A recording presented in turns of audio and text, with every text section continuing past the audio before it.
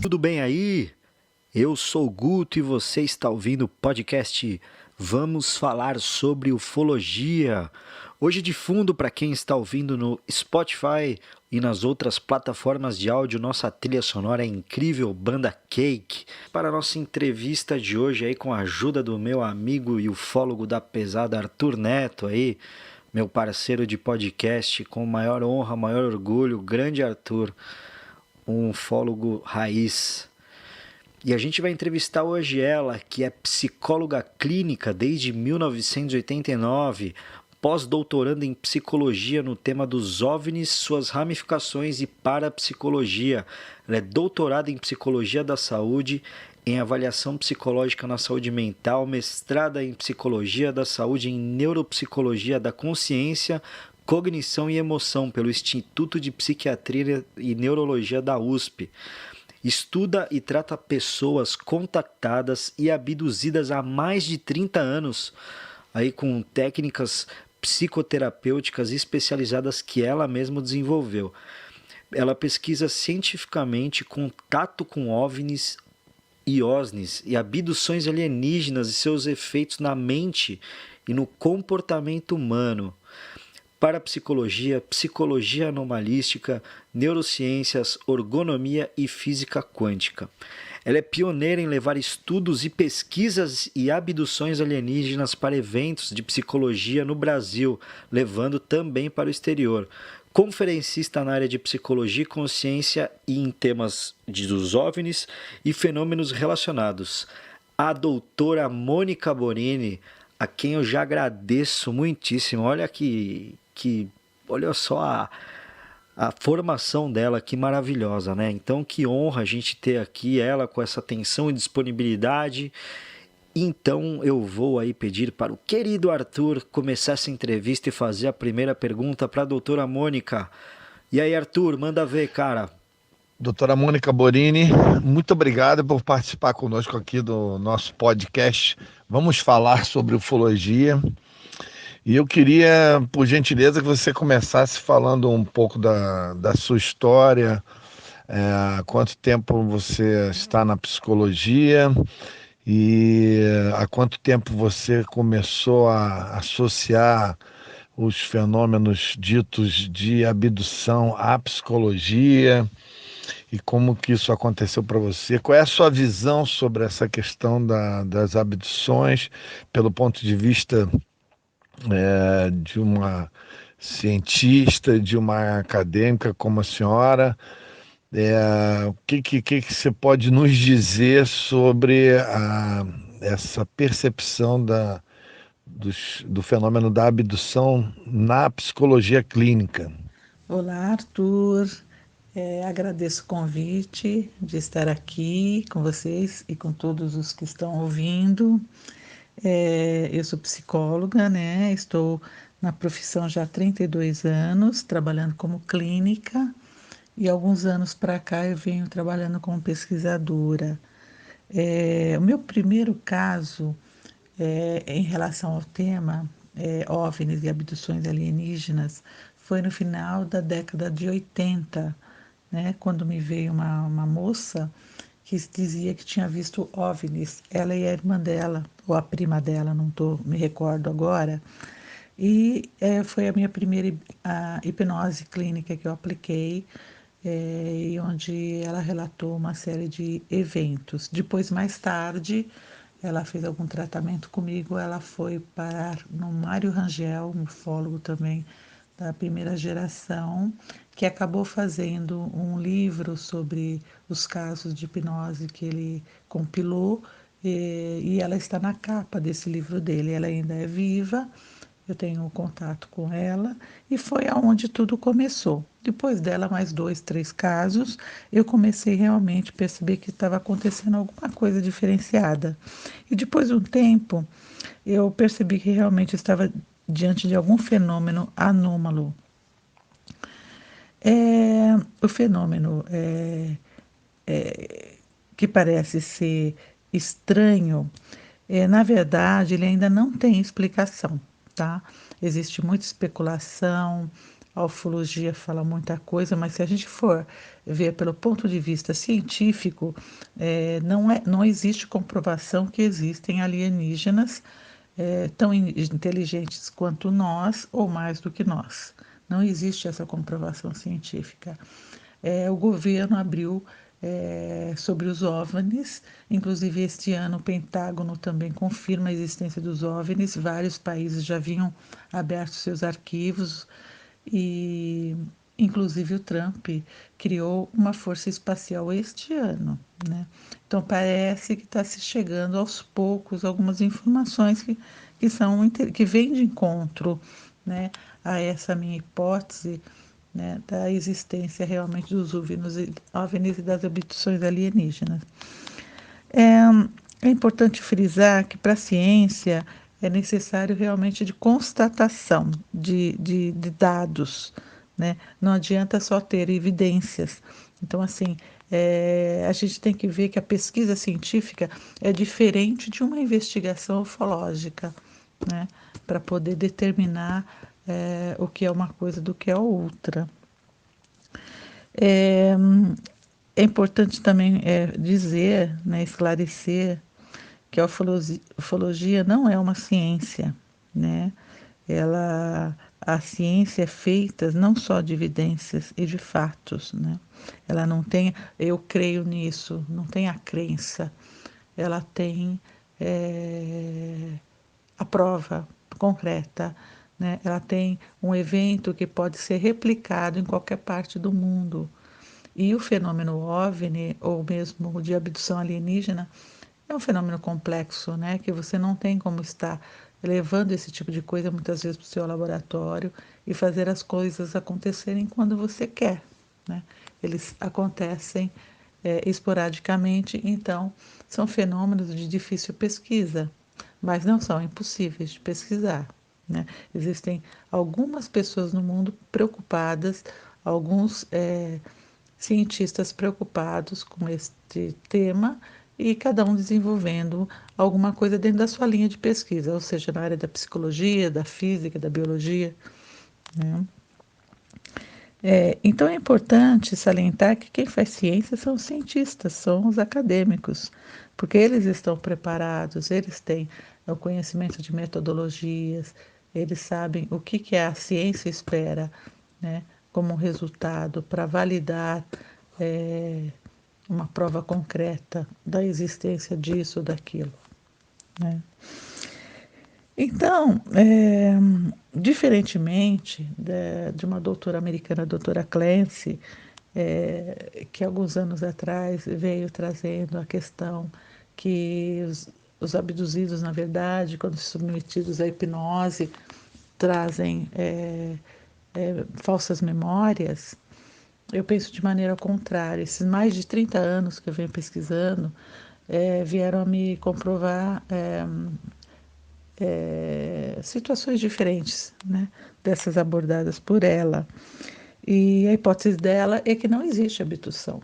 O que acontece é que as pessoas submetidas sob hipnose, elas são sugestionadas pelos operadores da hipnose, ou seja, pelo terapeuta, pelo ufólogo, e que confundem a mente dessa pessoa e ela acaba acreditando, né, que, que sofreu alguma coisa e que o trauma que ela traz é referente a isso.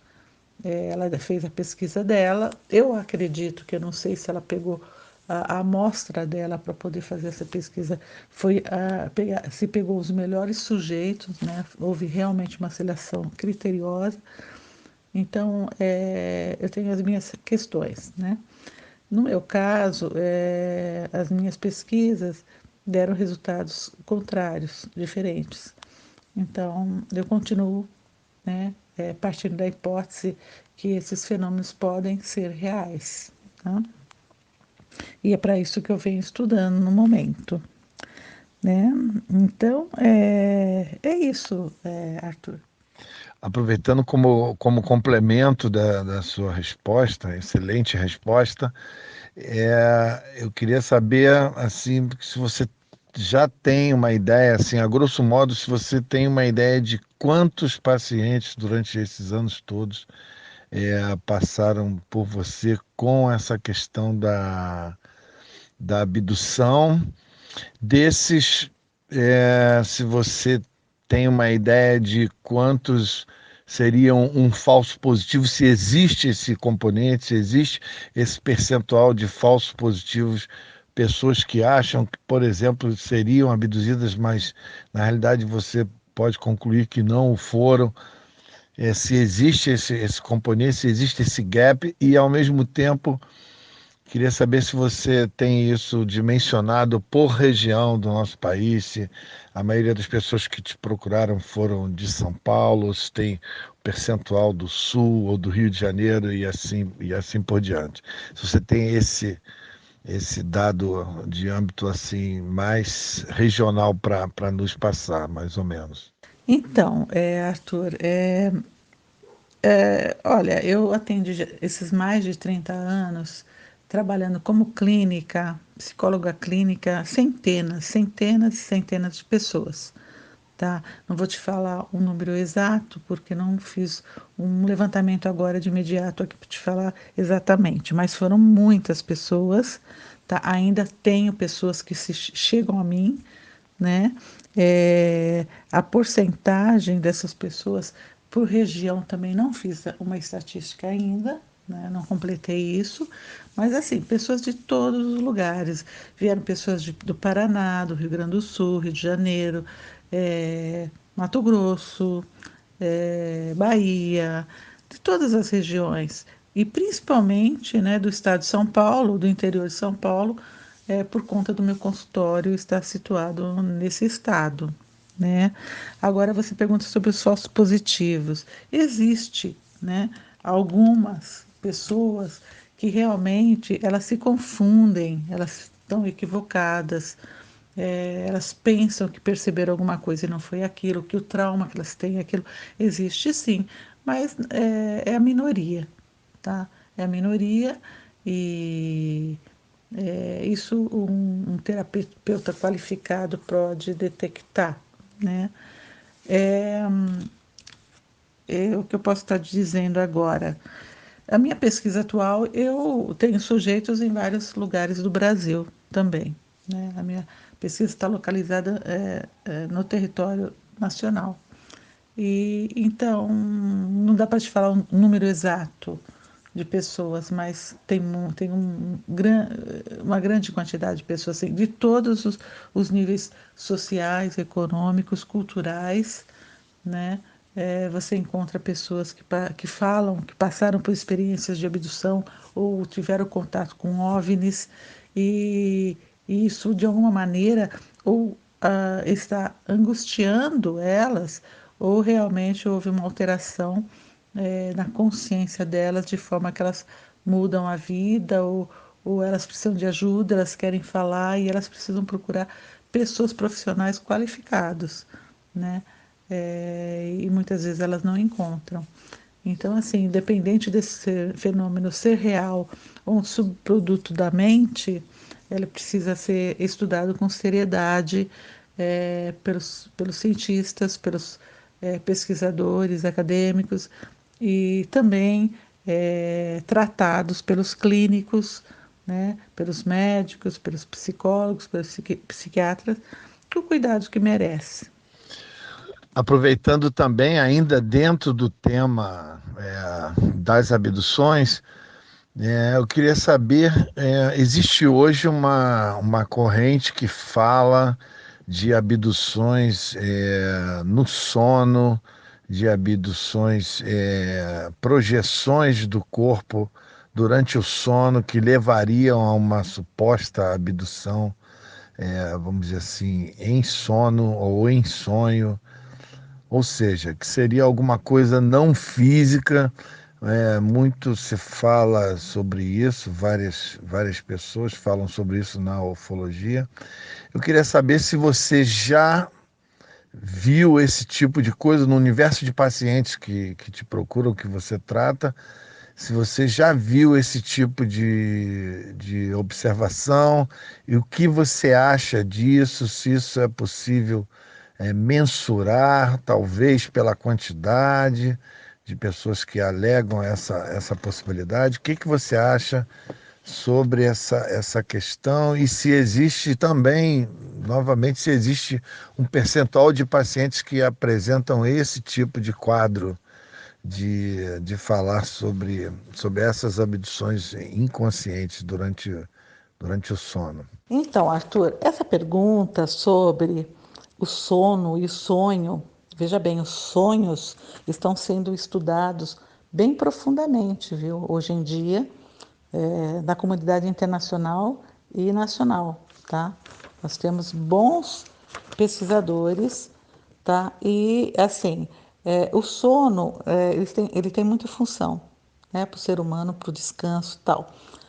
E nós sonhamos muitas coisas, desde Freud, quando ele falava que no sonho tinha as nossas questões inconscientes, nossos desejos inconscientes. Hoje a gente sabe que tem os sonhos premonitórios, né?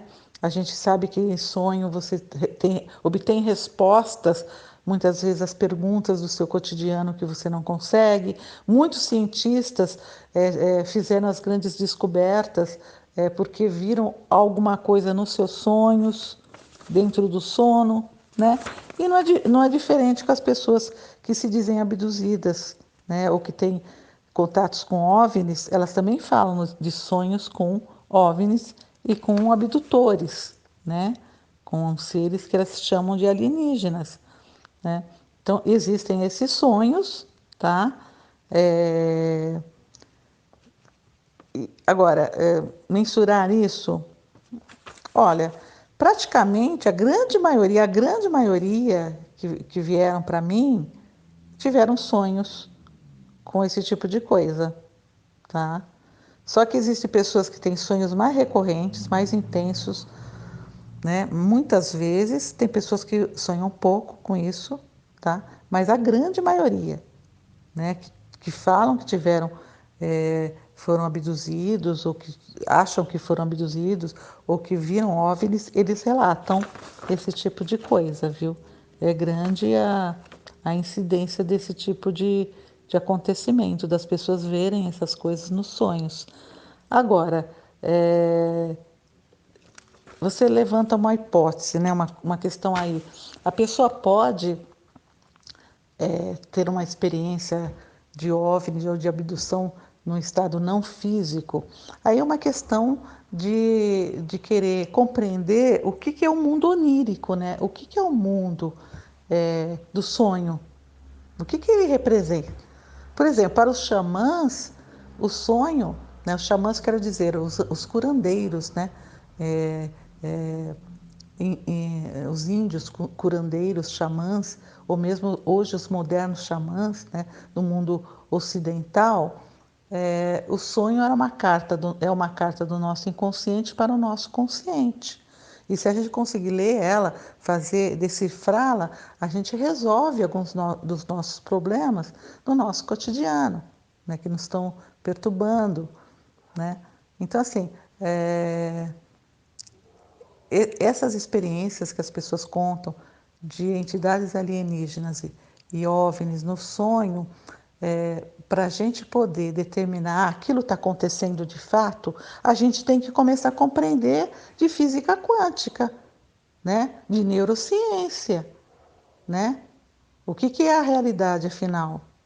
É que está dentro de nós ou que está fora? Ou as duas é uma coisa só, né? Porque tem gente que acha que sonho é uma banalidade, sonhar é uma banalidade. Para outros, para quem estuda consciência, os sonhos têm muito significado, né?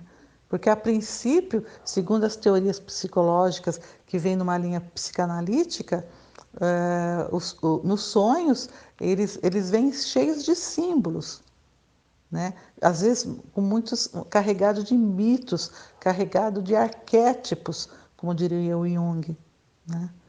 Então é uma questão de compreensão, né? Se a abdução pode acontecer, vamos dizer, uma hipótese, ou você ver um OVNI aqui fora, no estado de vigília, por que você não pode ver um UFO ou um alienígena no seu mundo onírico, né? Até onde? O que é a realidade, afinal?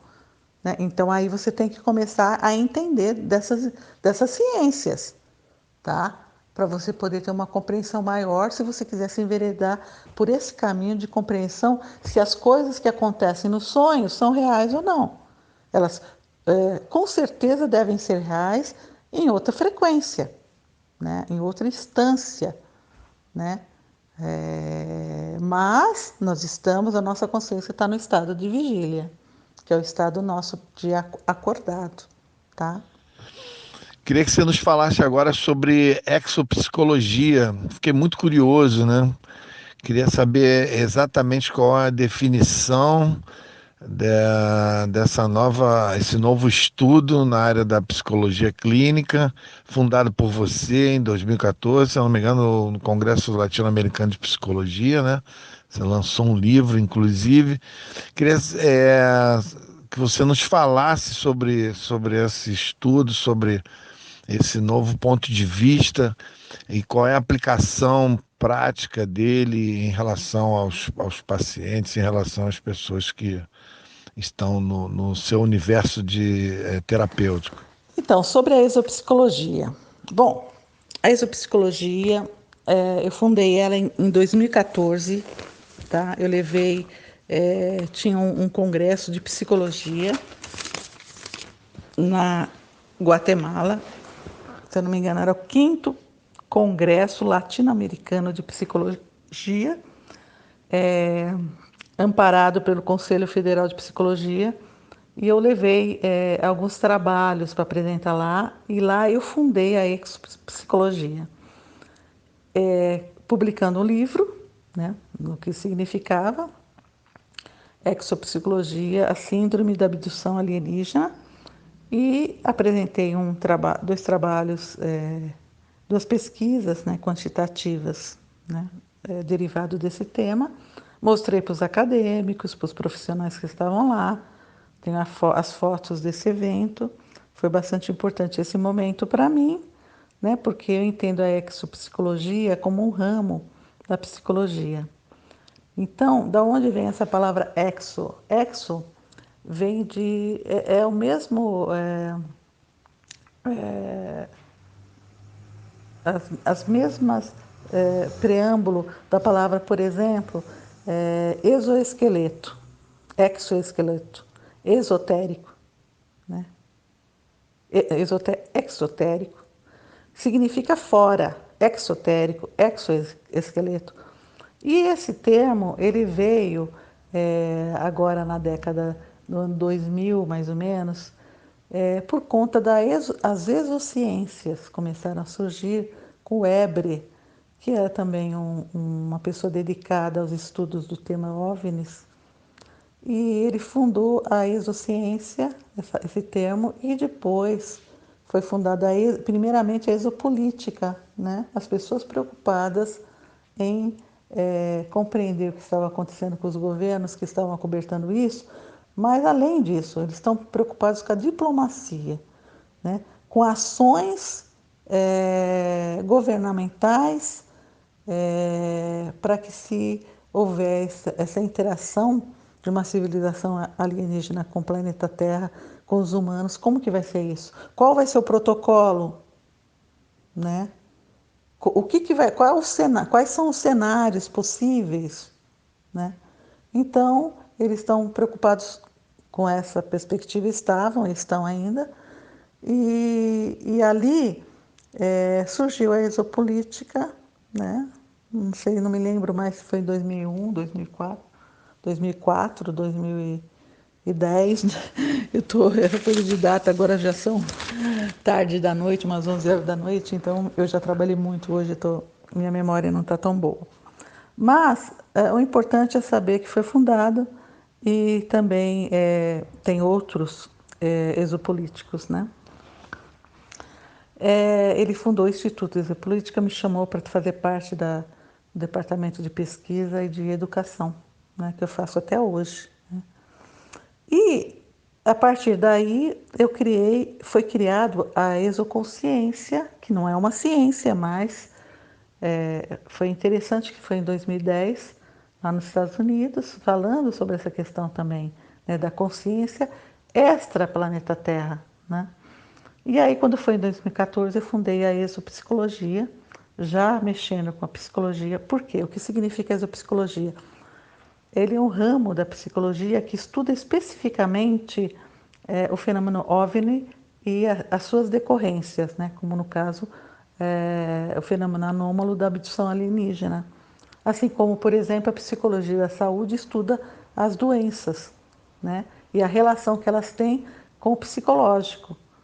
A exopsicologia estuda o fenômeno OVNI e a relação que ele tem com o psicológico, né? Então, é uma área específica da psicologia para estudar esse fenômeno, porque o fenômeno é muito abrangente, tá? Independente da procedência e da origem dele, né? Então, é isso. E, e logo a seguir, eu vim para o Brasil e apresentei no Congresso de Psicologia Brasileiro de Psicologia, ela também, tá? Isso foi no Paraná. E no Congresso de Psicologia latino-americano também, um outro latino-americano que teve de psicoterapias, né, que foi no Brasil também no mesmo ano. Eu apresentei também com outras pesquisas que eu fiz. Eu desenvolvi uma metodologia específica para trabalhar com esse tipo de pessoa, né? Para equilibrar a mente, né? A parte a parte emocional, mental e espiritual. Por quê? Né? A parte bioenergética da pessoa. Por quê? Porque espiritual é um tema de psicologia, né? A Organização Mundial da Saúde, desde 1995, ela diz que o ser humano é biopsicossocial e espiritual. Então, a espiritualidade é engajada como um item de saúde, como um todo, né?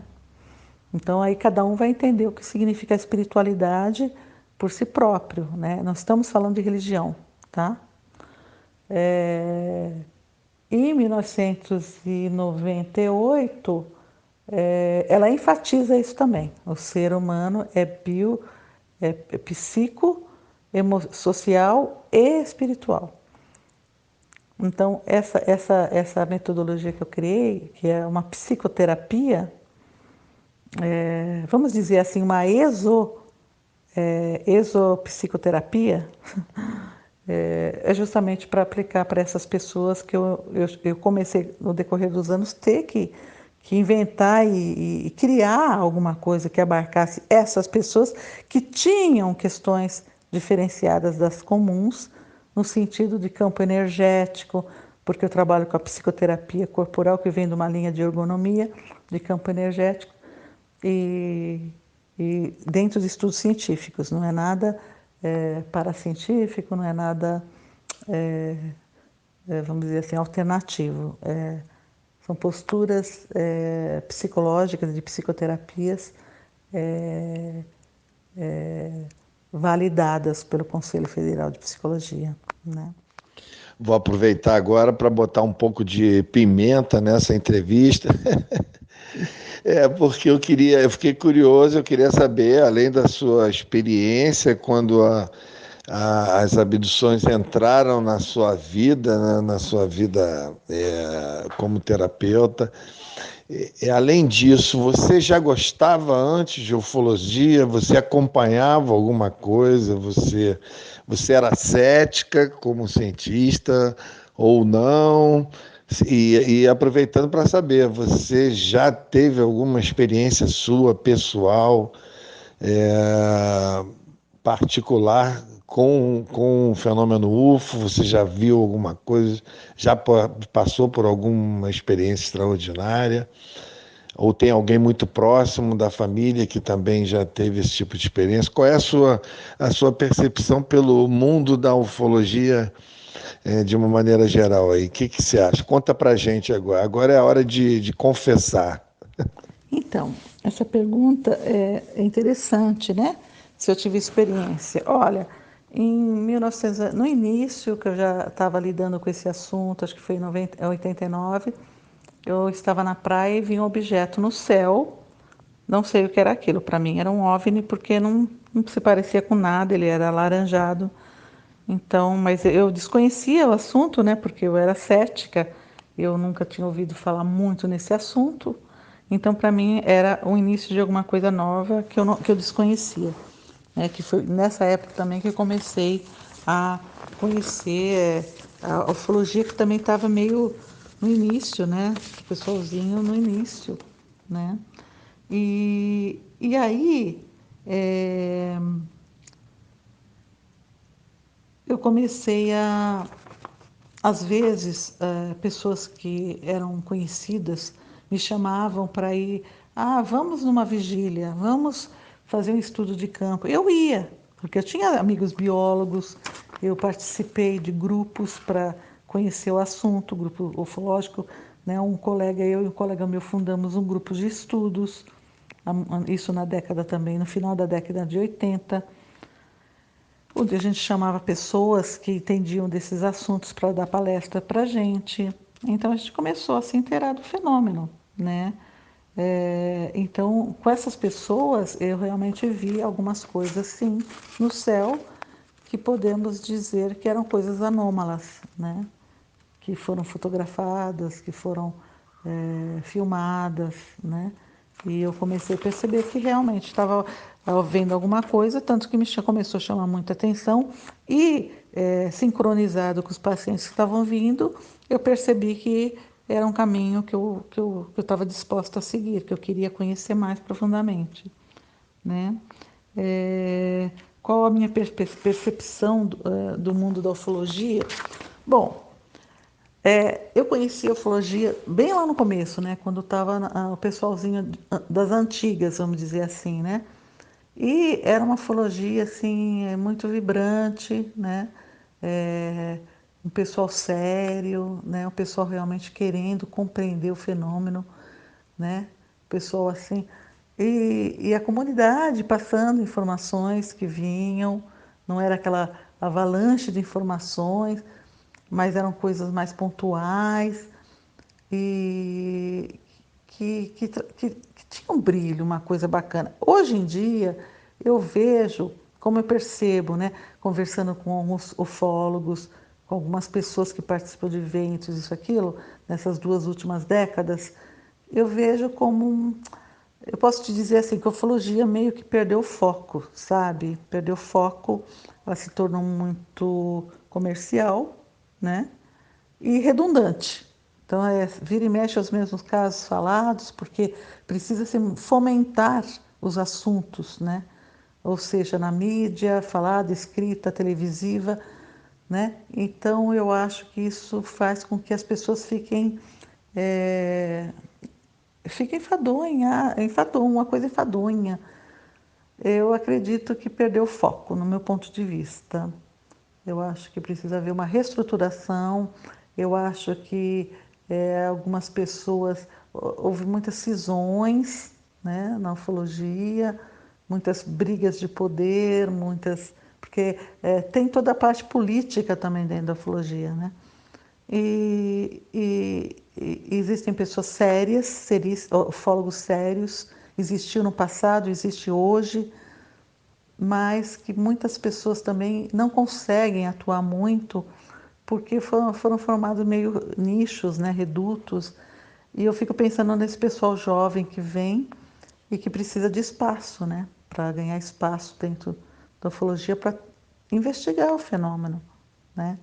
Então eu acho que precisaria ter tá faltando sair um pouco de ser xerife, né, de ufologia e ir mais para a questão do coração mesmo, sabe?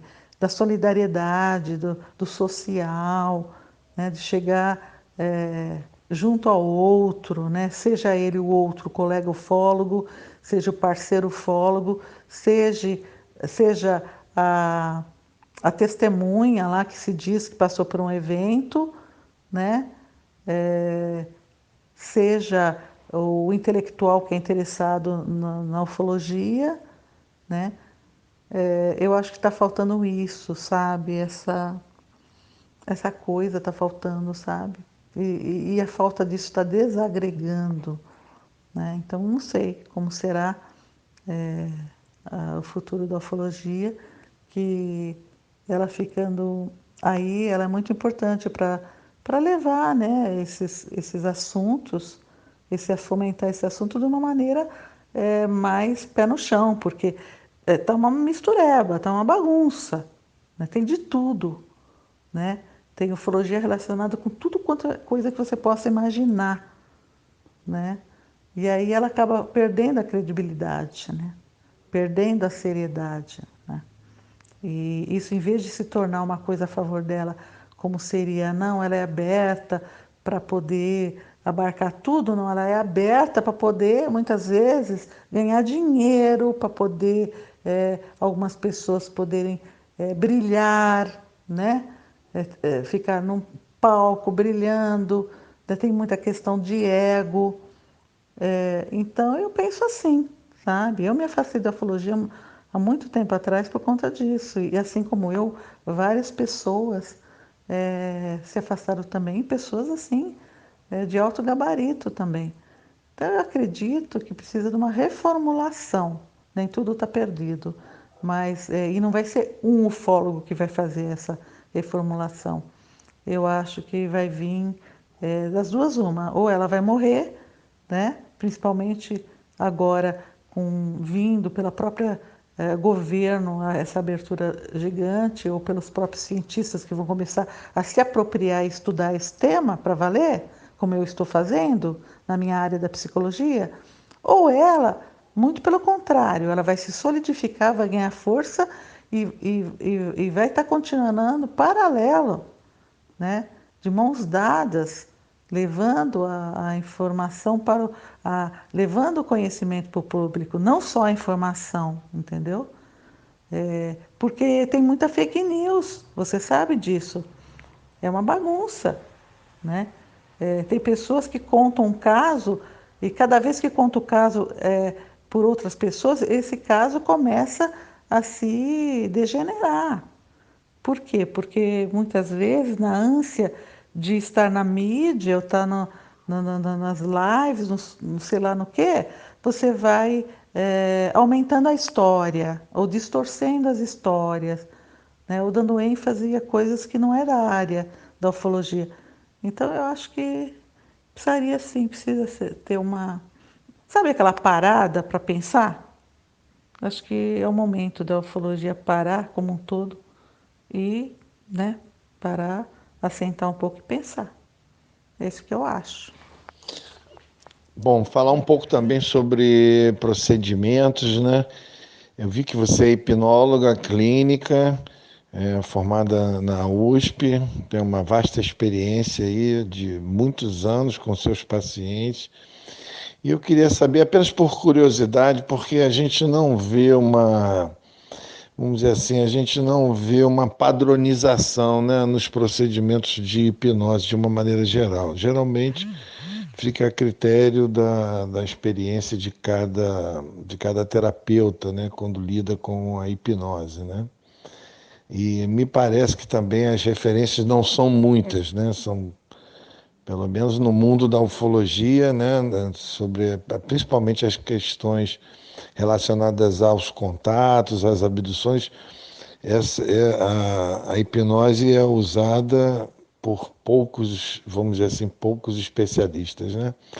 Aí eu queria saber um pouco mais sobre isso, na sua experiência rotineira, quando você lança a mão dessa ferramenta da hipnose, qual é a sua visão em relação, assim, por exemplo, quantas vezes você precisa fazer uma hipnose, regredir uma pessoa para ter alguma informação mais objetiva sobre o que aconteceu com ela realmente, e se você consegue determinar que aquela pessoa passou realmente por uma experiência ufológica e se existe uma ligação entre número de hipnoses, de regressões que você precisa fazer para você determinar, ou se isso é varia de paciente para pessoa, se isso é subjetivo.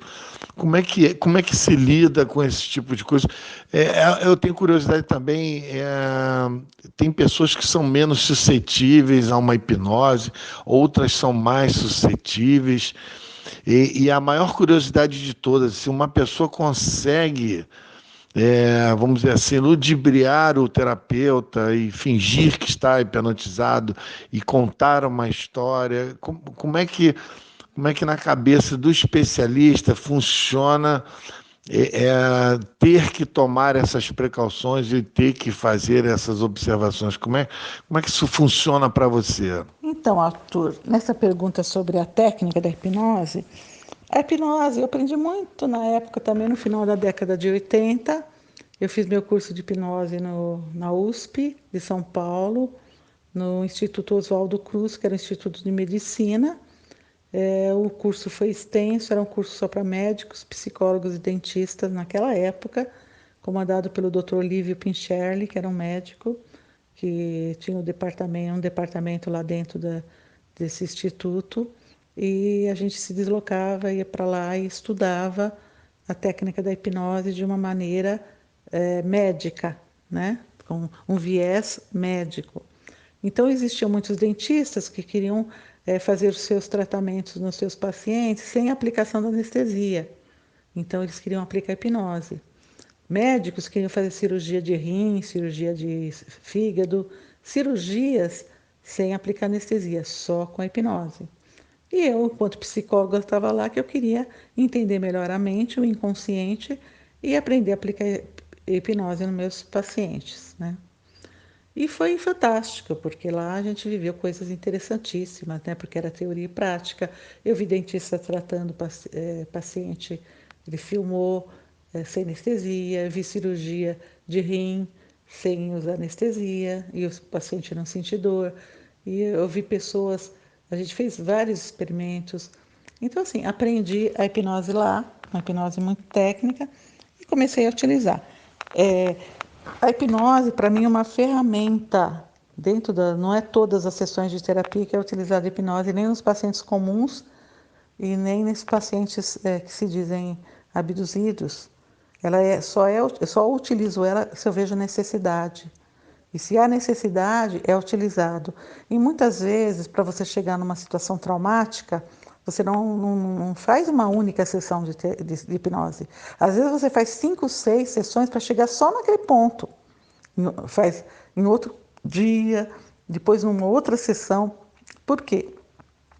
Porque às vezes a pessoa está tão ancorada a consciência dela está ancorada naquele aspecto e emocionalmente aquilo tem uma carga tão grande de energia que você não é numa única vez, né? Nos casos das pessoas que se dizem abduzidas e que veem OVNIs, não é diferente, tá? Vem com conotação muitas vezes de trauma.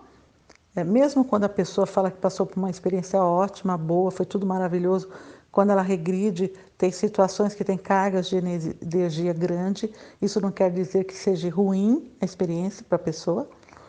E tipo assim, é muito útil no meu ponto de vista, desde que seja aplicada corretamente. E aí é que é o problema, né? Aonde que as pessoas estão fazendo esses cursos de formações, né, da técnica da hipnose para aplicar.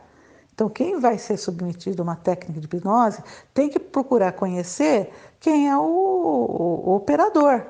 Aonde o médico fez aquele curso? Foi um curso de final de semana? Né? Porque existe. Hoje existe de tudo. Né? Por isso que a atitude irresponsável é você ir buscar uma pessoa que vai te tratar ou num psiquiatra, ou num psicólogo, no médico.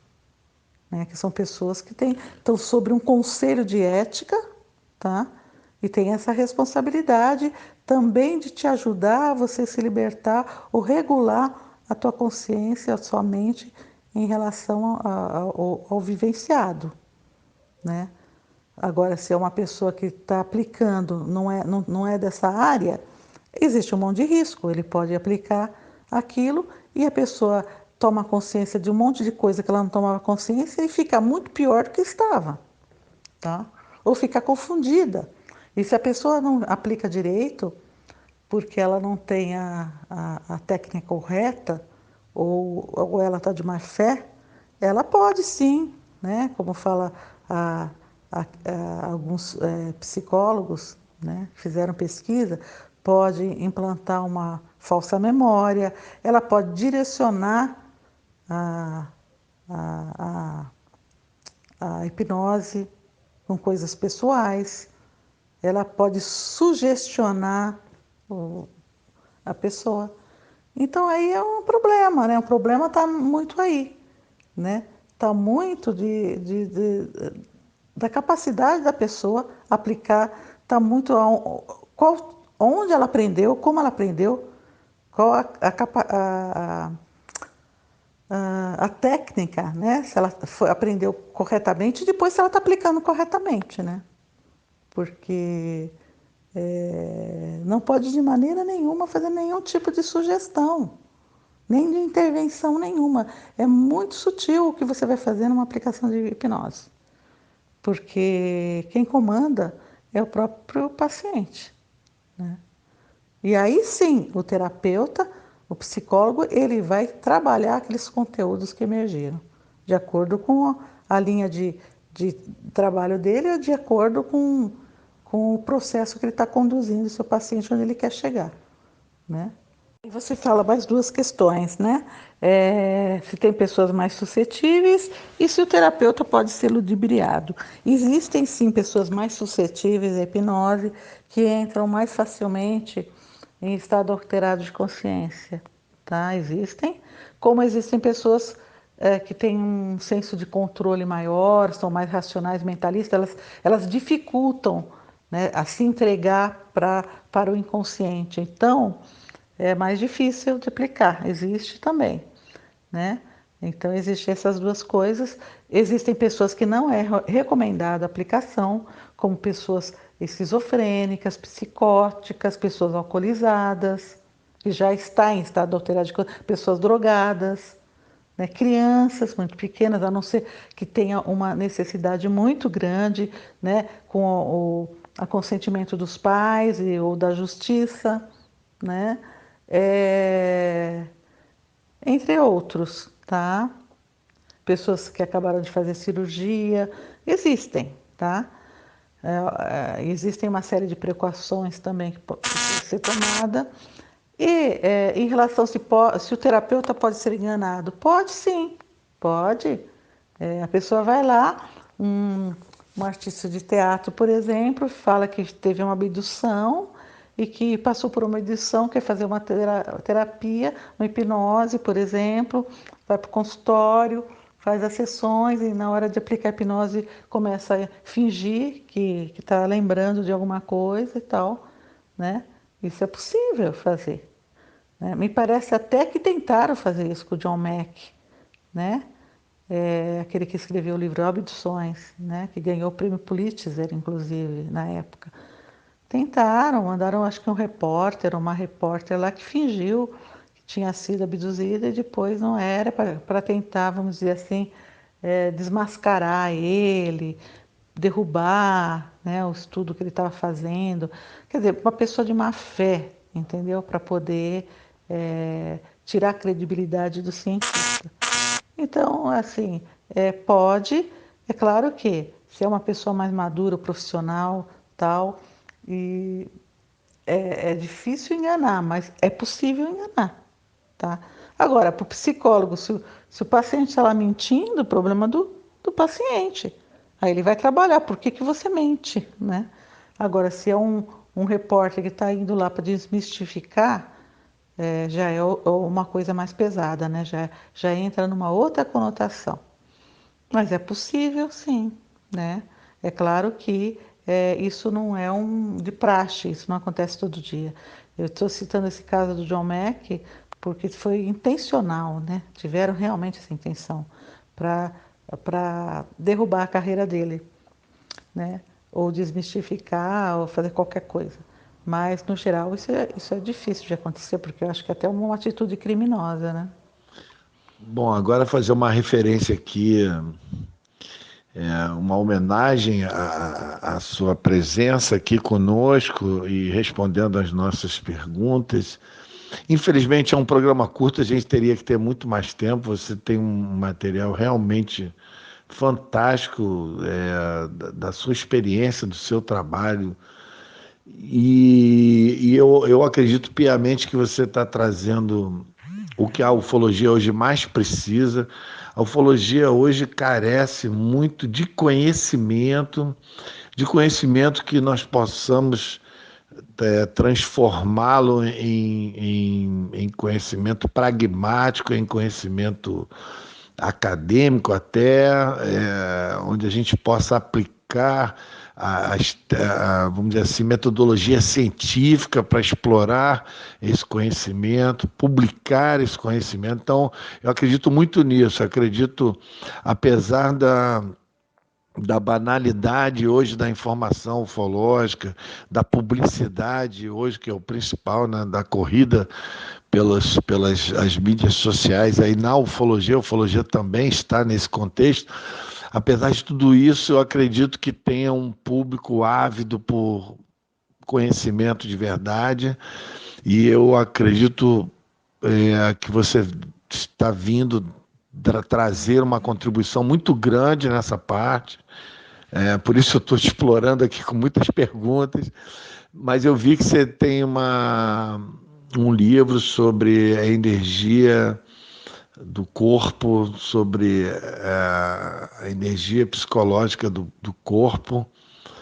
Eu não sei se eu estou me expressando corretamente, mas eu queria que você falasse um pouco mais sobre isso e falasses a sua visão, nos dê um panorama aqui. A gente está finalizando um panorama sobre como você vê a ufologia na situação que está hoje e como é que a gente pode avançar, né, no sentido de avançar com responsabilidade, de fugir da fantasia, fugir dos clichês e partir realmente para um estudo objetivo, um estudo no mínimo, baseado em referências reais, né? No mínimo, um estudo prático real, né? Sem, claro, a subjetividade desse fenômeno sempre existirá, né? Afinal de contas, nós não conhecemos absolutamente nada sobre isso. Mas o que você acha? Como é que a gente pode, como é que você pode dar a tua visão sobre tudo isso? Então, você está falando o que é a ufologia? Eu já acho que já respondi, né? Um pouco atrás, e é sobre isso que eu penso no momento, né? Você está falando aí sobre o meu trabalho, que é o Core Energetics, né? Que significa energética da essência, que é uma abordagem em psicologia corporal que vem de uma linha da ergonomia criada por William Reich, que foi aluno e discípulo do Sigmund Freud, do Dr. Freud, né? E ele teve um laboratório que existe até hoje e pesquisou profundamente a questão partindo da questão da sexualidade, que o Freud falava que era um conceito mental. Ele traz como um conceito biológico, psicossomático, né? Uma experiência orgânica, e fala dessa energia que é a bioenergia, né? Que ele traz para o laboratório e pesquisa em cima disso para comprovar a existência dessa energia, e fala que nós somos todos seres bloqueados, né, na verdade, por conta dos nossos traumas infantis, né?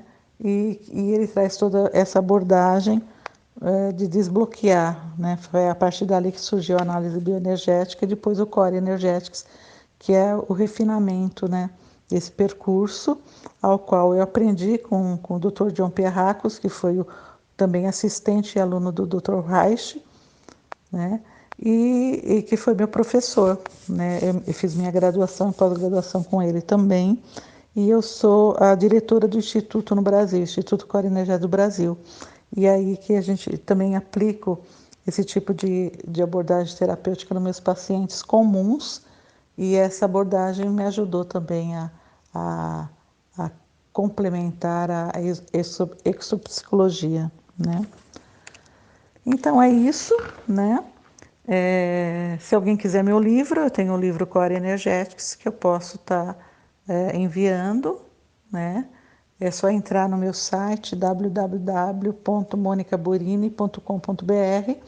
Ali tem o telefone, tem também o WhatsApp, né? É muito interessante, eu estou falando do William Reich, esse psiquiatra e cientista natural. A história dele, ele relata os avistamentos que ele teve com UFOs. Inclusive, ele mandou questionários para a NASA na época e tudo mais. Ele teve esse tipo de experiência. Então, ele era bastante interessado nesse assunto quando ele atingiu a maturidade, né? E assim também como o Carl Gustav Jung, que foi um psicólogo, um psicanalista, que criou a, a análise, né? A análise em psicanálise também, análise, e que também era um aficionado também pelos OVNIs, né? Ele escreveu um livro também falando sobre os objetos do céu e também ele fazia parte de uma associação, uma sociedade de pessoas que tinham que gostavam desse assunto de OVNIs. Então é muito interessante, né? Os dois pupilos do Freud tiveram experiências ou estavam conectados com o assunto OVNIs. Isso é fantástico, né? Interessante demais, né? Então, o que mais que eu posso? Você perguntou para mim, parece que você perguntou sobre isso. E sobre a ufologia mesmo, né? Você quer saber o que eu penso, já falei. É, Deixa eu ver aqui a sua pergunta. Eu acho assim que essa questão dos OVNIs, ela é só a ponta do iceberg, né? Eu acho que tem muito mais coisas aí que nós estamos esperando para conhecer, porque, veja bem, a minha hipótese é que eles são reais, né? E estamos lidando realmente com alguma coisa anômala. Então, eu parto do princípio que eu fico esperando as notícias governamentais, né? Bom, para finalizar, queria aproveitar e já agradecer a sua presença aqui conosco, doutora Mônica Borini. Muito obrigado por nos atender, por participar aqui do nosso bate-papo, responder aí nossas perguntas. Teria muito mais perguntas para fazer, explorar mais a sua experiência, mas infelizmente a gente tem um tempo curto. Agora, eu queria finalizar sabendo de você, assim, você que tem uma vasta experiência, está até fazendo um pós-doutorado nos Estados Unidos, você tem uma experiência grande no exterior com a sua atividade, com a questão acadêmica. Como é que seus colegas, tanto no Brasil quanto no exterior, veem seus colegas psicólogos, terapeutas, professores, doutores, como é que esse universo é, acadêmico vê essa questão da ufologia, essa questão das abduções, assim, quais foram as barreiras que você encontrou, o que que você teve que enfrentar, se você teve algum tipo vamos dizer assim, de discriminação, se você teve algum tipo de problema para seguir em frente com a sua atividade de atender aos pacientes oriundos dessa experiência dita ufológica. Como é que o universo acadêmico no Brasil e no exterior vê essa questão, isso a partir da sua experiência, a partir do seu ponto de vista? O que você pode nos dizer sobre isso? Eu que agradeço, Arthur, pela possibilidade de a gente estar se encontrando nesse bate-papo, podendo estar conversar sobre esse tema tão interessante e poder estar levando algum tipo de conhecimento e contribuição referente à minha pesquisa, meu estudo, né? E o que eu venho fazendo. Eu agradeço bastante, viu? Então, em relação aos colegas, De forma nenhuma, nenhum preconceito, nenhuma julgamento, muito pelo contrário. Essas pessoas me indicavam pessoas antigamente, continuam me indicando pacientes. Eu percebo que meus colegas da área, né, que é a minha área da psicologia, eles têm bastante responsabilidade e ética nessa questão de que eles não sabendo, não conhecendo ou não conseguindo lidar com a questão, encaminhar. É isso que a gente faz. Quando a gente não consegue lidar com alguma coisa, a gente encaminha. Então, eu recebi muitos encaminhamentos de psicólogos, ainda continuo recebendo, não só de psicólogos, de médico também, de psiquiatras ou de agentes de saúde, né? Então, eu não vejo nenhuma discriminação com meus pares, vamos dizer assim, né? Agora, na academia, sim, existe aqui no Brasil bastante preconceito. Toda vez que eu toquei nesse tema, eu vi que as pessoas ficavam meio assustadas ou tinham um ar tipo, isso aí não é importante, ou eu não acredito esse tipo de coisa de uma maneira, ser vista de uma maneira científica. Então, assim, tem sim no Brasil, embora isso já está mais aberto, né? Foram muito poucas pessoas que conseguiram fazer algum tipo de produção científica nesse meio, é raro, tá? Pouquíssimas pessoas, mesmo assim, são em diversas outras áreas, ou na antropologia, ou na história, ou em outras áreas, na área de sociologia. Por quê? Porque é um tema difícil, né, de mensuração, é um tema difícil de você fazer replicação, é um tema difícil de você. O OVNI não aparece na hora que você quer e nem você consegue levar ele para o laboratório, né? Para entrar dentro de umas posturas científicas, né? Ou metodologias, ou critérios. Então é difícil, né? E mesmo nessa questão da relação com a mente, é complexa, né? Fazer pesquisa nessa área, principalmente na minha área, né? Que a gente trata da mente. E a mente ainda, se você para pensar, ela é algo. Onde está a mente? Né? Você sabe onde está o cérebro, mas onde está a mente? Né? Ainda existem estudos sobre isso. Né? Então, eu percebi, por perceber isso, que eu recebi uma informação que havia uma bolsa de estudos para pessoas que já tinham caminhado. É uma área já acadêmica grande, no sentido de já ter feito um PhD, um doutorado, para dar continuidade à pesquisa.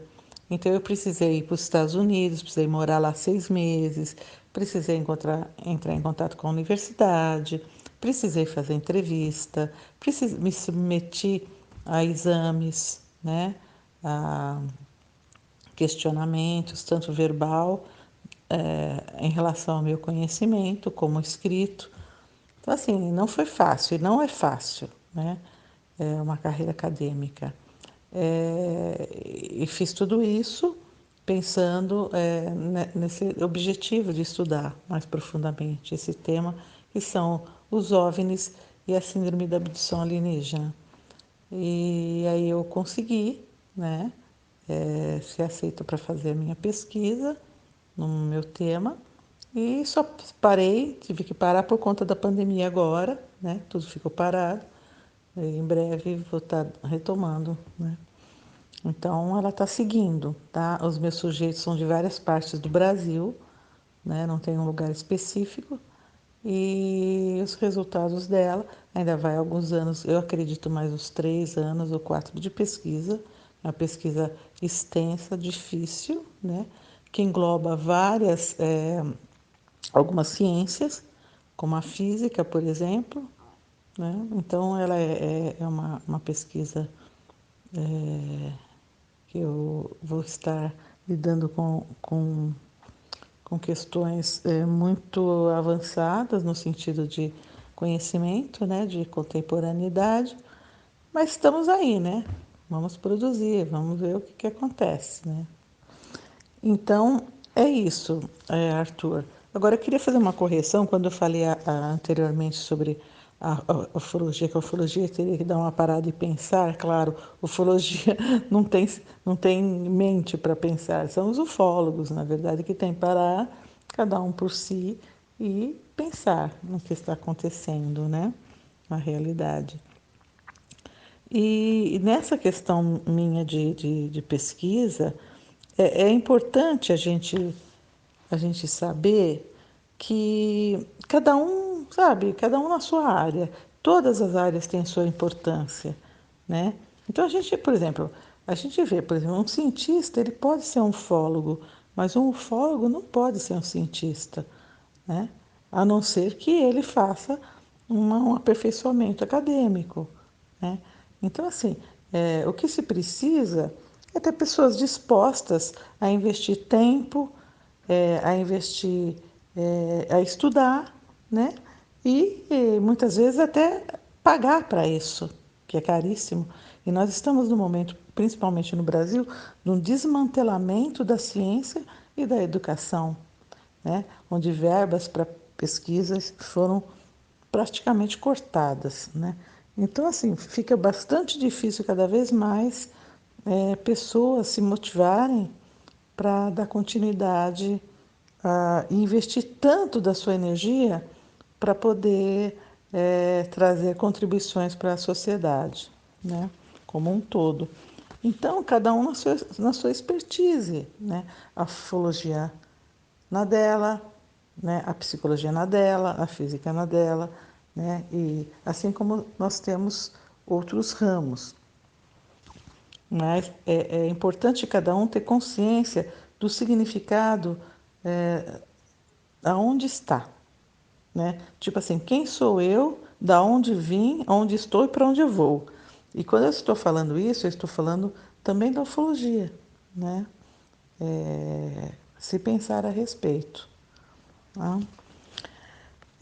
Então é isso. Eu me lembrei que quando eu comecei a citar essa questão da síndrome da abdução alienígena, estou achando que eu fui uma das primeiras pessoas que falou sobre síndrome na questão da abdução alienígena. Acho que fui eu mesmo que conheci isso. Porque isso, sabe quando foi, Arthur? Foi no primeiro grande evento mundial que houve, que foi em 1997, foi o primeiro Fórum Mundial de Ufologia. Isso foi em Brasília, que foi idealizado pelo Rafael Cury, ufólogo, e depois ele chamou os colegas, os outros, para poder ajudar ele nesse evento lá em Brasília, que foi no Parlamundi da LBV. Eu estava lá, inclusive, e eu dei uma palestra, né? É, e isso me lembra o quanto, paralelamente, eu vim muito próxima da ufologia, né? Assim, eu tenho um afeto grande por ela, né?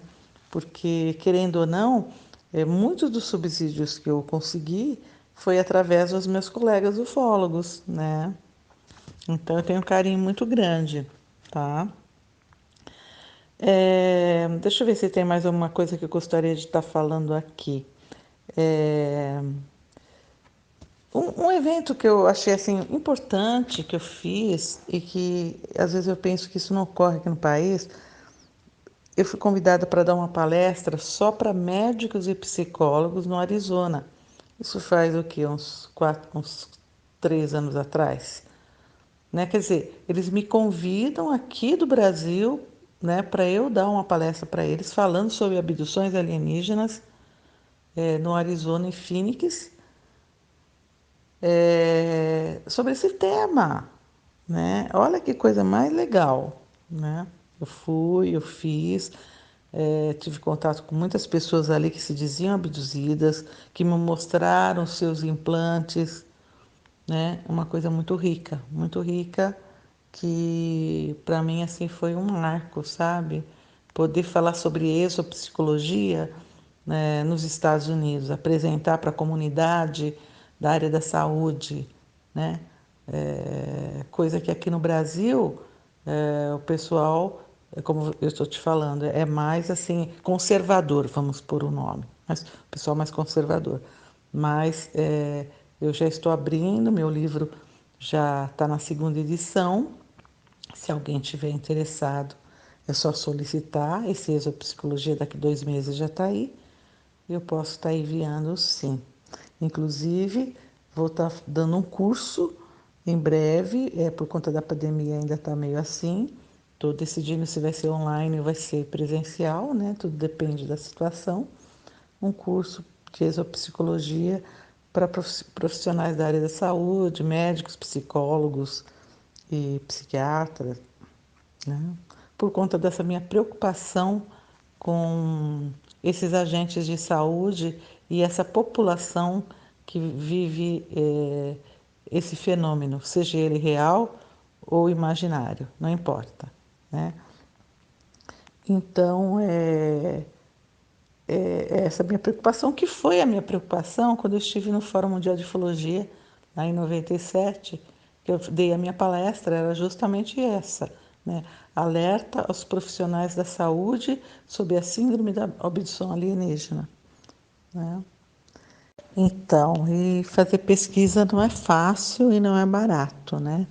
A maioria dos gastos sempre cai sobre a própria pessoa se ela não tem o financiamento para isso, né? E é muito difícil você conseguir financiamento. Então, assim, eu tive que visitar vários lugares, como a Área 51, que eu visitei no deserto de Mojave, nos Estados Unidos, fazer pesquisa. Eu estive no laboratório do Erich von Däniken, na Suíça, em Genebra. Eu tive em vários lugares de civilizações antigas para checar como no Egito, como no Peru, como na Turquia, como Israel, como no México, na Guatemala, no Peru, né? Lugares também da Europa, no Havaí, nos Estados Unidos, então, no Japão, né? Tudo com o objetivo também de pesquisa nessa área. Então, a pessoa que se dedica não é fácil não, né, colega, não é fácil não. Para finalizar, uma última pergunta. Eu sempre tive curiosidade se, em razão das pessoas que a procuram para algum tipo de ajuda terapêutica, e essas pessoas sendo oriundas de experiências, vamos dizer assim, de traumas provocados por experiências ditas ufológicas. Se você já conseguiu separar e determinar o que é contato, que a pessoa teve uma experiência extraordinária de contato, e o que é a experiência que você poderia determinar que é abdução. Se você tem esses números, se você separa isso em percentuais, como você pode dizer para a gente de maneira didática como isso ocorre na sua rotina clínica, no dia a dia da sua clínica? Então, Arthur, é muito interessante essa pergunta que você está fazendo, viu? Muito mesmo. É, Durante todos esses anos que eu venho pesquisando e estudando esse assunto, os contatados e os abduzidos, o que eu venho percebendo é o seguinte: no meu ponto de vista, eu não vejo diferenciação. Eu não sei quem fez essa classificação, se foi a própria ufologia, né?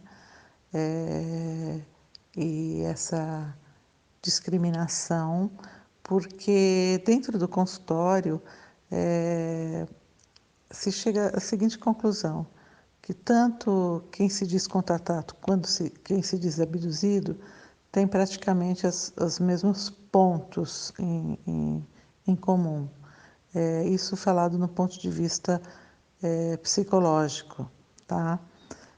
O que ocorre é o seguinte, A gente tem que começar a reavaliar o termo abdução, porque abdução tem a conotação, né, de sequestro, de rapto, né? Então a gente já imagina aquela pessoa que está sendo levada numa nave dentro de um UFO ou OVNI, e está sendo levada para uma sala, estão fazendo procedimentos com ela, né? Como se ela fizesse isso contra a vontade dela. E o contatado não, dá a impressão que é uma coisa mais soft, não acontece nada com ele não tem marca no corpo, ele só fica recebendo mensagens, muitas vezes ele alega que é telepáticas e tal. Só que acontece o seguinte, o que é realmente abdução? Será que isso que ocorre com esse contatado também não é abdução?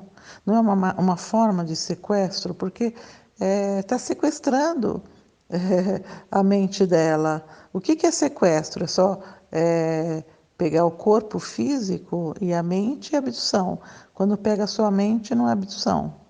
É porque dá essa impressão que esse alienígena ele está chegando na mente da pessoa aqui na Terra, né? Quem me garante se essa mente não está sendo sequestrada? Então, assim, tem um monte de questões aí que passíveis de discussão, tá? Então, no meu ponto de vista, eu não faço, para o meu estudo, eu não faço essa classificação. Não vejo grandes vantagens dentro desse tema, quem é abduzido e quem é contatado. Eu acho que o que há é falta de conhecimento para se poder saber o que ocorre nessas manifestações, tá? Mesmo nesse congresso que eu te falei, já era falado naquela época que quando uma pessoa avista um OVNI, a possibilidade dele ter sido abduzido já é praticamente mais de 90%, quase 99%. Então, quem fala isso também é o Léo Sprinkle, falava isso. O David Jacobs me falou isso lá num congresso que eu tive com ele em Curitiba. Então, ele pode não saber, o contratado pode não saber que foi abduzido, ele pode também não ter essa consciência, e embora não aconteça coisas com ele, ou ele tenha lembranças, ou mesmo numa regressão isso não vem à tona por alguma razão, né? Porque segundo alguns especialistas, essas entidades alienígenas colocam dispositivos para você não se lembrar do que ocorreu com você, e a pessoa pode passar uma vida inteira e nunca saber que foi um abduzido, nascer, viver, morrer e não saber, porque eles têm esse dispositivo, segundo alguns pesquisadores da ufologia, né, dizem isso, né, é nada científico, mas dizem. Então vamos partir para essas evidências, vamos tentar compreender isso, né? Isso pode acontecer com o contatado, né? Isso desse ponto de vista. E do outro que eu falei, né? Quem me garante que essa mente não está sendo sequestrada? Também é um sequestro, né? Então, para mim, do meu ponto de vista, não tem diferença. Eu agradeço, viu? A gente poder estar conversando e as pessoas que precisarem de mim, qualquer coisa, algum tipo de orientação, ou quiser enviar o seu relato, a sua própria experiência, pode entrar em contato através do meu e-mail, o meu WhatsApp, que está no meu site pessoal, que é o www.monicaborini.com.br, e com isso também contribuir para a pesquisa, né? Não só para a tirar suas próprias dúvidas, como também contribuir para que isso possa cada vez mais a gente trazer dados científicos sobre esse assunto, que é um assunto que eu considero extremamente importante.